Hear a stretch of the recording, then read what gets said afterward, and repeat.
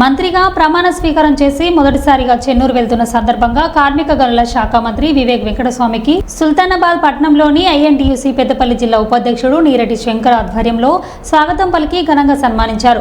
పూసాల చౌరస్తాలోని తండ్రి వెంకటస్వామి విగ్రహానికి వివేక్ పూలమాల వేసి నివాళులర్పించారు. వివేక్ మాట్లాడుతూ సింగరేణిలో 1,00,000 ఉద్యోగాలు కాపాడిన ఘనత వెంకటస్వామిదేనని, సింగరేణి కార్మికులకు పెన్షన్ అందించారని అన్నారు. వంశీని గెలిపించి పెద్దపల్లి ప్రజలకు మరోసారి సేవ చేసుకునే అదృష్టాన్ని కల్పించినందుకు కృతజ్ఞతలు తెలుపుతున్నామని అన్నారు.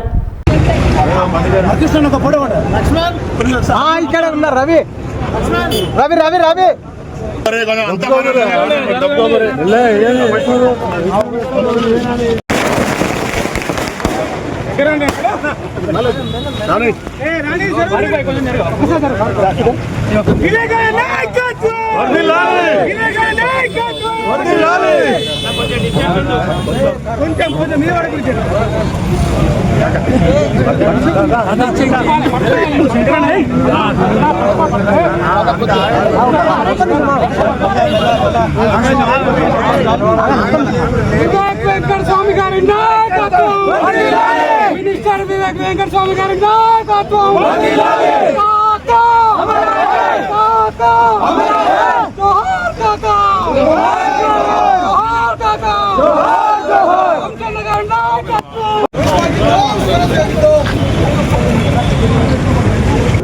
మంత్రి పదవి స్వీకరించిన తర్వాత మొట్టమొదటిసారి పెద్దపల్లి పార్లమెంట్ కాన్స్టిట్యున్సీ నుంచి మా చెన్నూరు నియోజకవర్గానికి వెళ్ళడం దారిలో డాక్టర్ బిఆర్ అంబేద్కర్ గారి స్టాచ్యూని, కాకా వెంకటస్వామి గారి విగ్రహాన్ని పూలమాలలేసి,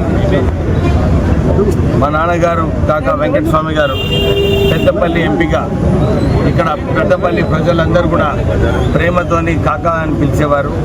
అన్ని చోట్ల కూడా కాకా వెంకటస్వామి అంటే అందరూ ప్రేమగా ఏ సమస్య ఉన్నా కానీ వాళ్ళందరూ వెళ్ళి వెంకటస్వామి గారి దగ్గర మాట్లాడేవారు. అలాగే కాకా వెంకటస్వామి గారు కూడా సింగరేణి సంస్థను ఆ రోజులలో BIFR ఉన్నప్పుడు NTPC నుంచి 400 కోట్ల రూపాయలు ఇచ్చి ఆ సంస్థను కాపాడి 1,00,000 ఉద్యోగాలు కాపాడిన సంగతి పెద్దపల్లి ప్రజలందరికీ కూడా తెలిసిన విషయమే. దాంతోపాటు వారు కోల్ మైనర్స్, సింగరేణి కార్మికులకు పెన్షన్ ఫండ్స్, CMPF ఆఫీసు ఇవన్నీ కూడా కార్మికులకు ఎన్నో సేవలు చేయడం జరిగింది.